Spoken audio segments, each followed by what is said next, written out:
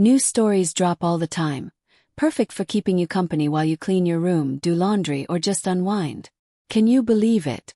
My sister, the golden child my parents practically worshipped, dropped her 2 kids off at my house and flat out demanded I babysit them for 8 weeks while she jetted off on vacation. When I threatened to call the police, she didn't just back down. No. She orchestrated an assault against me in my own home, just so she could take them back. But that was just the beginning of how her pure, unadulterated evil finally came undone, and how I finally got my justice. Growing up, my sister always got her way. Always. No matter how nasty or irrational she acted towards me, she'd glide through life untouched, because she was the miracle child. And let's be honest, her stunning beauty played a huge role in that. Thick, curly hair, light eyes. While I was stuck with dark eyes and straight hair, my mom made a sport out of comparing us, constantly telling me to dress like my sister, to ask her for makeup tips. But my sister, she'd just bully me and make fun of me if I ever dared to ask for help. It bred a deep, simmering resentment between us. I truly believe being put on a pedestal just for her looks turned her into a rotten person, someone who thought she could get away with anything. My mom's constant comparisons shattered my self-esteem. As an adult, I was quiet, reserved, a total pushover. I've been in therapy trying to grow a spine, but it's been an uphill battle.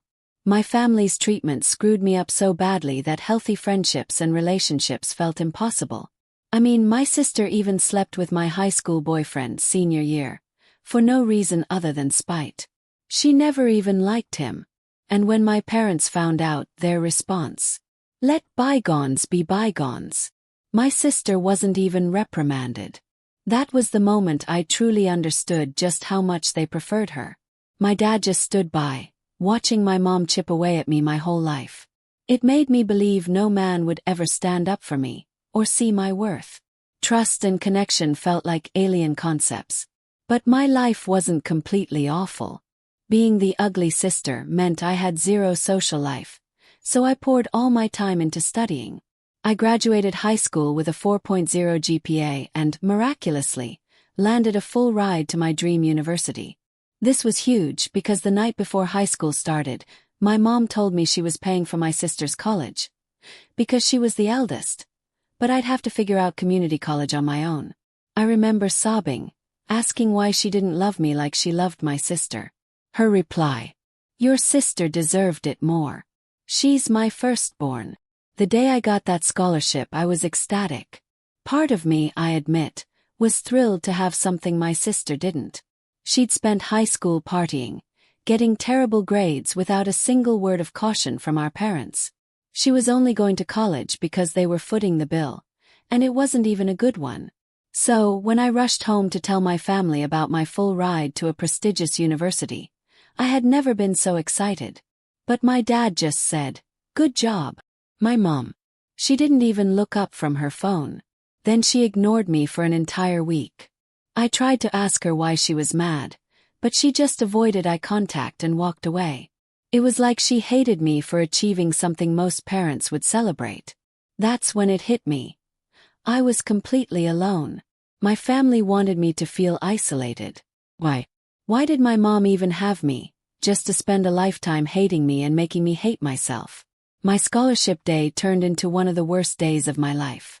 I cried myself to sleep, accepting that I'd never have a family that loved me the way they loved my sister.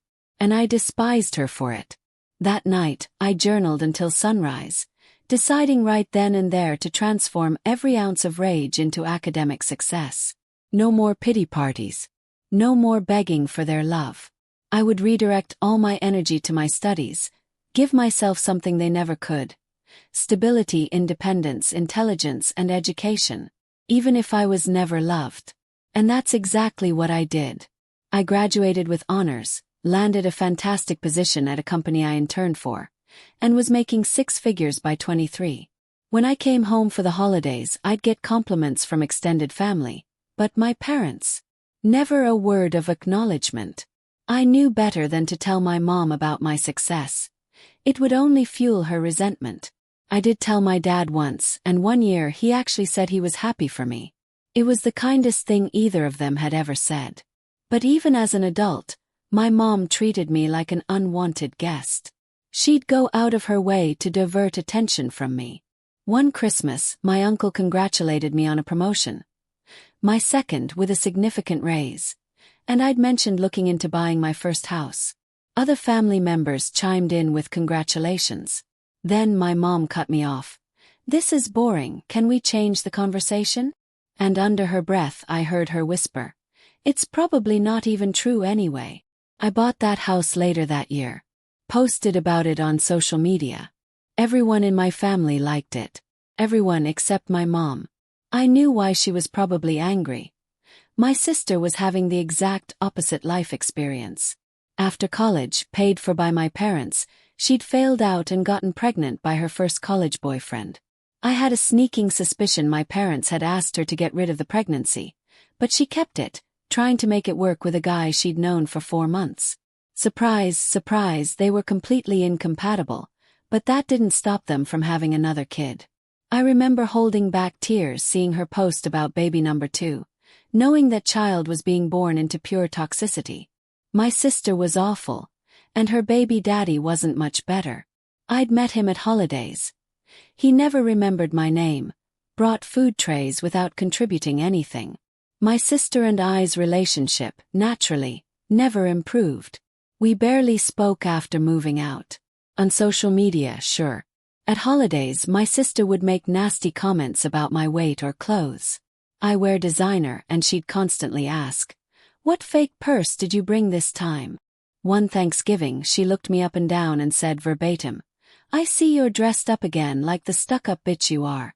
It was ridiculously rude, uncalled for, and she'd say things like that with curses right in front of her young kids. So yeah, I don't feel bad saying my sister is pure trash. And I didn't feel bad for anything I did after she dumped her kids on my doorstep. One weekend, after a long work week, I was relaxing when my doorbell rang. I opened it to find my sister's 10 and 7-year-old sons, holding overnight bags. "Mom's on vacation for 8 weeks, they said. And she said you're watching us." My sister and I hadn't spoken since a July 4th barbecue, where she told me not to have more than 1 plate because she was sick of staring at my muffin top. Why she thought I'd be her free babysitter for 2 months, I had no idea. My nephews were quiet, confused kids, so I let them inside while I started calling my sister. She ignored the first 10 calls, but I kept at it. "There is no way I'm watching your kids," I told her the moment she picked up. "If you're not here to pick them up ASAP, I'm calling CPS." I was literally Googling the number on speakerphone when her voice dropped, becoming incredibly deep and scary. She unleashed a bombshell. "I'll call your job," she hissed, "and tell them you're not taking your bipolar medication and get you fired." Even though she was an idiot who knew nothing about my career, my job was everything to me. I couldn't risk it. I just hung up, my head feeling like it would explode. Not only couldn't I watch her kids, but I had a trip planned for a month later, to Australia to meet my long-distance boyfriend Eric's family for the first time. We'd been dating for ages, and I'd been anticipating this trip all year. It was crucial. Now my life was chaos. I called my mom, but shouldn't have been surprised. She sided with my sister, as she always had. "They're old enough to come to your house alone anyway," she said, when I explained my sister hadn't even dropped them off herself. Then she guilting me. "Your sister has done a lot for you. You need to be there for her, just this one time." I lost it. "Tell me one single time," I screamed, "where my sister has ever been there for me or improved my life." I told my mom they both treated me like an unwashed dog instead of family. I demanded she come to my place. Worst case, I'd leave her with my nephews while I flew to Australia. I had little hope my sister would abandon her trip. When my mom finally arrived, she was as cold as ever, with that hateful look in her eyes. She lectured me about being an awful sibling, about family being there for each other. I ignored her platitudes. Exactly what kind of vacation, I demanded, is so important that she'd abandon her kids with someone who essentially hates her? Everything felt suspicious. 8 weeks, out of nowhere, leaving 2 young kids. Made no sense. I wanted the truth if I was going to be involved against my will. That's when my mom's face changed. She admitted it. My sister wasn't on vacation. She was being flown out by her sugar daddy. Actually laughed. Thought she was joking. But her face was dead serious. I was emotionally exhausted. Freaked out. How can you be okay with this? I screamed, telling her she'd raised a complete loser who abandoned her kids for a sugar daddy instead of getting a job. My mom, of course, threw it all back in my face, defending my sister. At one point she said, "It doesn't matter how much money you have or how nice your house is. You'll always just be the ugly duckling compared to your sister. Born ugly, die ugly." I had to physically restrain myself from grabbing her and throwing her out. When I screamed at her to get the hell out, she yelled back that she wasn't going anywhere.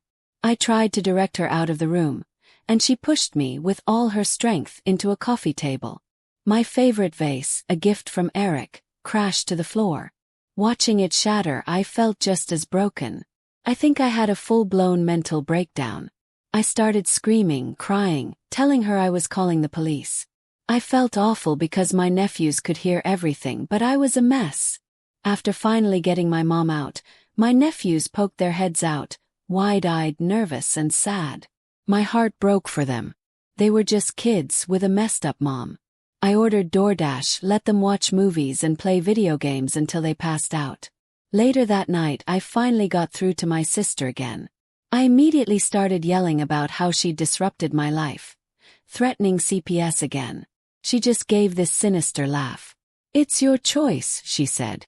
"Watch my kids or lose your job." She hissed that she knew I was nothing without my job, that I'd go back to being a loser. Stung. It was the honest truth. My degree and resume were solid, but my career success was my identity. I'd do anything not to lose it. I broke down crying, asking why she hated me so much, why she'd abandoned her kids for a sugar daddy.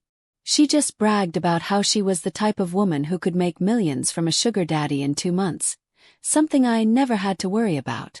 She was trying to break me, make me feel small. And it was working. We went back and forth until she hung up, with a final threat about contacting my job. I collapsed in tears again, powerless. My nephews were downstairs, so I had privacy to call Eric. I hadn't spoken to him since all this started. I broke down, venting every detail. My sister's threats, my mom's disrespect, how trapped I felt. Even across the world, Eric made me feel so loved, so supported. He was the only person in my corner. He said my sister was committing multiple crimes. Child abandonment, career blackmail. I needed solid evidence. He suggested calling her again, getting her to repeat the false medical accusations, but this time recording the conversation. He knew my family's history, knew my sister was unhinged, and would likely follow through. It freaked me out, but he was 100% right. Despite the emotional chaos, I wanted my nephews to feel cared for. I knew what it felt like to be an unwanted child. So, I went downstairs and played a multiplayer video game with them. They were so surprised I knew how to play first-person shooters, giggling as I got kill after kill. I wasn't expecting to bond with them, but when we ordered pizza and had a pepperoni eating contest, I realized I genuinely loved these 2 boys. They were nothing like their mom. Polite, sweet, funny. They cleaned up after themselves, always said please and thank you. Later I noticed holes in their socks, and their clothes were too small. My sister, cheap and neglectful. Not surprised. I took them to the mall. I almost cried multiple times watching them run around, so excited. I wanted them to feel like they could have anything they wanted. We went into every store they pointed at. My youngest nephew, missing his 2 front teeth, would give me this goofy, empty smile, and my heart would ache. I just had to buy him another treat or toy. They left that day with new clothes and 2 Nintendo Switches. When I bought them the Switches, they both broke down, crying and hugging me. On the ride home, the 10-year-old started crying again. "Are you okay?" I asked. Through his tears, he asked why I was being so nice, why they deserved it. "You deserve my kindness," I told him, "because you're my boys too. You're kids, and that alone means you deserve to be happy." This only made him cry harder. He said he was angry at his mom for keeping us apart. My heart broke. I apologized for us not knowing each other sooner, but told him I was happy they were with me now. I asked about their home life. It was exactly as I expected. Both nephews slowly opened up, detailing their mom's awful treatment. My heart shattered. I knew my sister and her baby daddy were horrible, but hearing it directly, the pain in their voices. When we got home, I cooked a big dinner. They played on their Switches. I left them in the living room and went to my room, ready to execute Eric's plan. I called my sister, calm and collected, trying to hide my true feelings. It wasn't hard to steer the conversation toward the medical accusation once I brought up CPS again. She freaked out, immediately throwing the threat in my face. She insisted I'd be fired for being crazy in secret, that she didn't care if I was taking my medication or not. "Nobody will believe a crazy bitch like you," she shrieked. "You don't deserve your job anyway." I honestly think she was on drugs. She sounded strung out, repeating wild phrases. Once I had what I needed, I hung up. She was still screaming that I didn't deserve anything in life. I pushed her words out of my mind and confirmed the call was successfully recorded.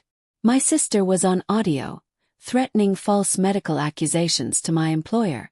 Eric's plan was genius. I started mentally preparing for the fallout. The next morning before they woke up, I called CPS the moment their lines opened. I reported everything. My sister's abandonment, our estrangement, how she left them under false pretenses and used blackmail to force me to care for them. To my surprise, CPS was actually helpful. I shared the recording. The agent listened, then said it was clear my sister was using blackmail to neglect her children and was certainly committing a litany of crimes. An investigation would be opened immediately, and my sister contacted ASAP. I was shaking. I spent the rest of the day relaxing and bonding with my nephews. My mom called the next day. I don't know why I even picked up. I was disoriented, vulnerable. We got into another huge fight. I let slip that I'd called CPS, that my sister would finally pay. My mom hung up immediately. I won't lie, I was shaking after that call. Calling CPS had been nerve-wracking enough. Telling my mom felt like a huge mistake. I didn't regret calling CPS, but I knew my mom would do anything to protect my sister, even if it meant sacrificing my nephew's safety. My mom hated me, loved my sister. I was sure she'd hung up to call my sister right away. I had a sleepless night. The next morning at work, my receptionist told me my supervisor had scheduled an urgent meeting before lunch. I knew what it was. My sister was crazy, and all she wanted was to ruin my life. I cracked my knuckles, trying to relieve the tension. My two supervisors and a higher-up I'd never met were there, all looking at me with suspicion. Sure enough, they explained they'd been contacted by a trusted source within my family, informed that I was potentially unmedicated for a severe mental illness. They'd even been given extreme details about past mental breaks, concerned about a psychotic break in the office. But neither they nor my sister knew how prepared I was. Of course my sister would follow through. She'd always hated me. Robbing me of my high-paying job would be the ultimate screw you. And she'd revel in it. Even if I hadn't been watching her nephews, even if I hadn't called CPS, she would have held it over my head, blackmailing me forever. In a way, I was almost glad to deal with this head-on. I pulled out my briefcase and handed them a copy of my doctor's letter, along with documentation proving my diligent medication regimen for almost 5 years, with mood stability verified by my primary care physician, therapist, and psychiatrist. I gave them a concise explanation of my family issues, my sister's mental health struggles, and assured them the claims were unfounded. They took a while to review the paperwork. As soon as they saw the medical evidence from multiple MDs, they seemed completely satisfied. They apologized for the inconvenience, explaining they had a responsibility to do their due diligence. One supervisor even took the opportunity to congratulate me on my successful quarter, bragging about my performance, making me look excellent. I left the meeting giggling, thinking about how spectacularly my sister's moronic plan had backfired. I could barely focus for the rest of the day, smiling dumbly at the thought of calling her. The moment I got to my car, I called. "Sister," I said, almost crying with laughter. "That meeting took about 15 minutes. You sounded so crazy and stupid. My bosses never believed you in the first place." She was enraged, accusing me of lying, insisting I'd been fired and was just trying to save face. I laughed harder. "You failed at trying to get me fired, just like you've failed at everything else in your life. The only skills you have as a woman pushing 40 are lying and failing. Even your own children are disappointed in you." She lost it. She called me every vile name under the sun, claiming I'd betrayed her, and screamed that she was hopping on the first plane back to make me regret every single thing I had done to her. I was still laughing after the call, but by the time I got home and reunited with my nephews, who were in a much better mood, I realized this whole situation was far from over. It was about to get much, much worse. My sister was completely out of her mind, flying home from another country for revenge. I was terrified. She had nothing to lose. I started fearing for my safety and then for my nephews. I wondered if I'd made a mistake calling CPS. A huge part of me wished my sister had lost her passport and never came home.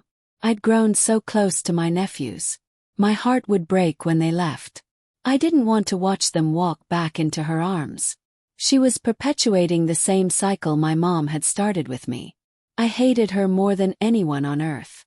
I checked on my sleeping nephews, unable to sleep myself, and cried quietly in the hallway.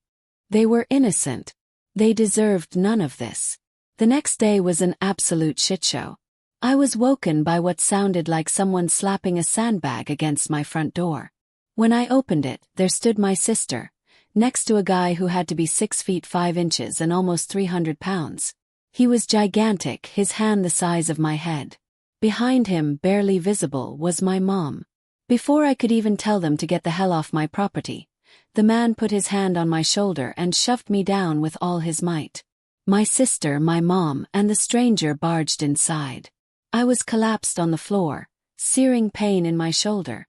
I screamed at my sister for bringing this man, at him not to touch me, but he seemed to speak only Russian. I realized, in a flash of horror, that my sister had beaten CPS to my house. They were scheduled for 11 a.m. She'd busted my door down at 8 a.m. My nephews, woken by the commotion, walked out of the guest room sleepy-eyed. I tried to get between them to protect them. My sister barked at the man to put them in the car. Chaos erupted. My nephews started begging my sister to leave them with me. I tried to pull my oldest nephew out of the huge stranger's arms. This time he grabbed my head and threw it into the wall. Saw stars. As I sank to the floor, I watched him carry my 2 little nephews out of my house. There was nothing I could do. My mom, still crying, left with them. Before they all walked out, my sister came over to me. As I held my head in my hands, I looked up. She spit in my face. Square in the face. It was the most disgusting thing anyone had ever done to me. They drove off in a giant black Suburban I'd never seen before. I had no idea who that man was. The trauma my sister inflicted was unbelievable. They hadn't even let the boys grab their things. No clothes, no switches, no breakfast. My heart broke. I had an anxiety attack like never before. I didn't realize how much it would hurt to care so much, but I loved those boys with all my heart. I just wanted to protect them, to make sure they were cared for like I never had been. But now they were scared, shoeless, in some random car with my psychotic sister and a humongous stranger. I was disgusted with my mom. She just stood by and watched that man toss me around, pull my nephews out of my home. My family had become evil. I couldn't stop thinking about my nephews. After I calmed down, I knew I had to act fast. Time was running out. Called the police. Turns out, they were already aware of the ongoing investigation thanks to CPS. I gave them every detail of what had just transpired. The officer on the line was incredibly helpful. My voice was shaking, but I stayed steady, describing the stranger. I racked my brain, and somehow, I remembered every single number and letter on that Suburban's license plate. The cops got a description of the stranger, the plate, and what my mom and sister were wearing. My sister, she looked feral. Wildite. I think she might have been high from wherever she was with her sugar daddy. She was always crazy, but it was like something had snapped. I'd never seen her so unhinged. After I gave the cops every detail, I hung up, trying to clear my mind. But I couldn't. I couldn't sleep, eat, nap, or watch TV. I just kept seeing my nephews' faces. I kept thinking about my mom, her excuses for my sister, how it enabled her to become truly evil. I even wondered if my sister's sugar daddy money was worth this. And then I found myself thinking, what if it was just me and my nephews? I had the room for them. And now, I definitely had the room for them in my heart. The more I thought about it, the more I wanted that outcome. My sister out of the picture, just me and my boys. I could give them everything my sister couldn't. If my sister and I ended up in front of a judge in a custody battle, he'd see one woman with an overseas sugar daddy, and another with multiple degrees and a penthouse office. I tried to think positive, but anxieties about their safety kept creeping in.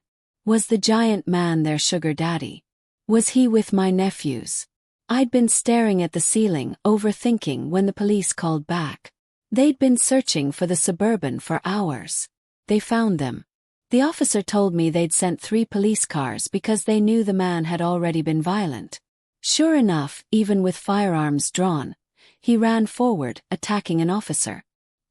He got hit in the thigh, punched 2 officers in the head, and gave a female officer a black eye. My sister also physically attacked the officer who tried to handcuff her. I tried to picture it. My insane sister and the giant stranger battling cops on the shoulder of a highway. I couldn't believe this was my family's reality show. I was still reeling from the arrest details when the officer said my sister wanted to speak to me. I couldn't believe it. He confirmed she wanted to use her one call on me. Do you think she's going to ask for bail money? Yes. He was honest. Yes, that's what she's screaming about. I told him I wasn't taking her call. She could rot in there for all I cared. The officer chuckled in understanding. The call ended. It was a complete mess.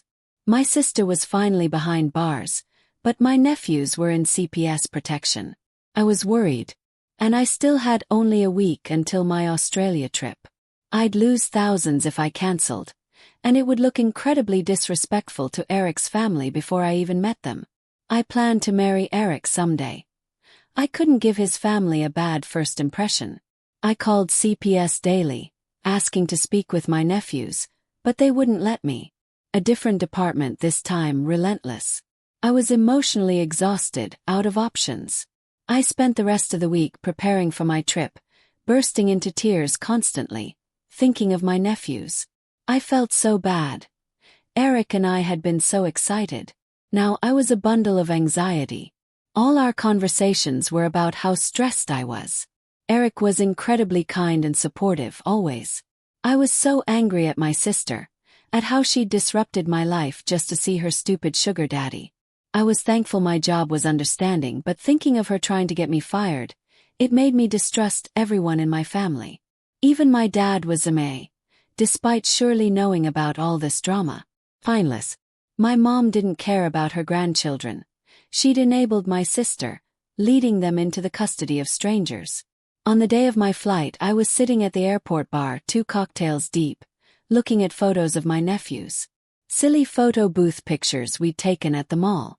I couldn't help it. I started crying again, missing them.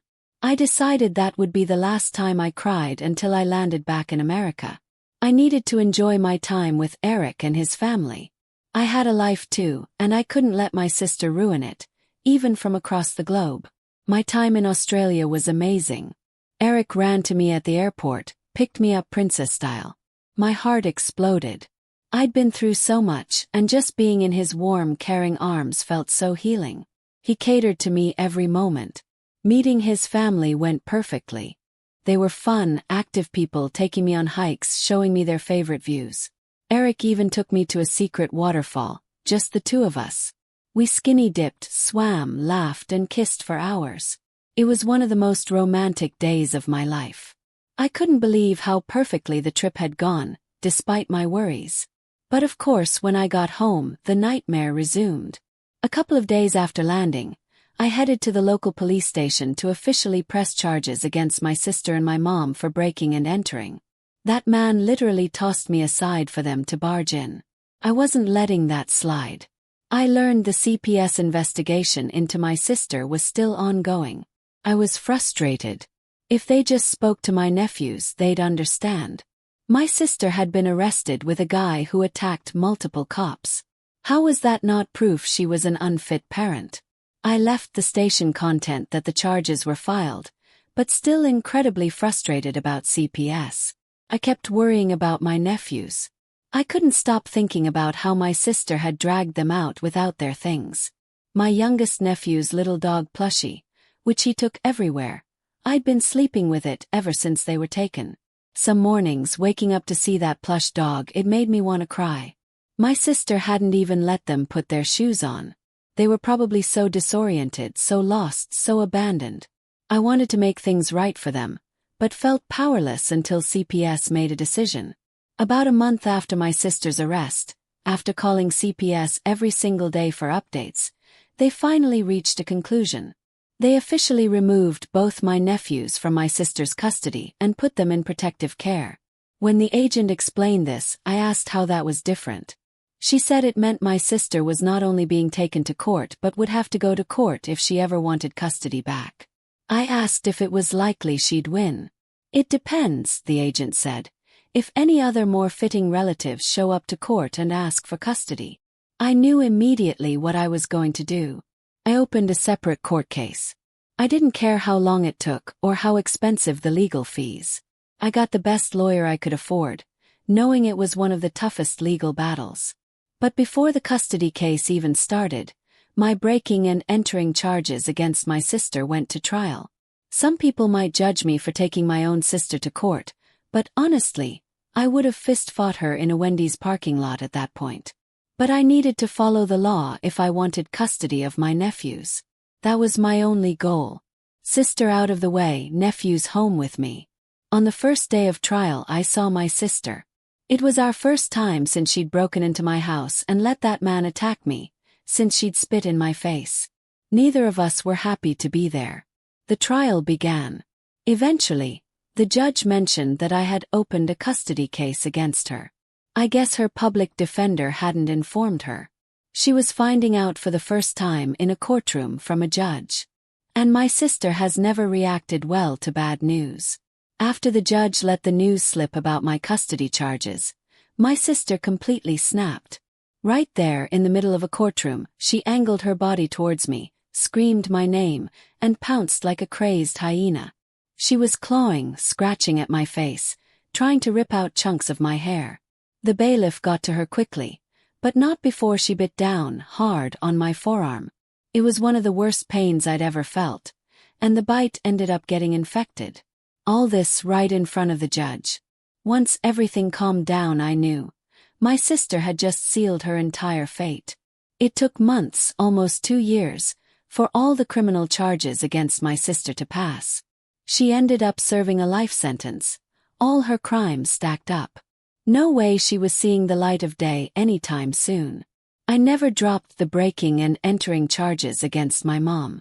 The only way she managed to stay out of prison was by testifying against my sister in court, throwing her under the bus.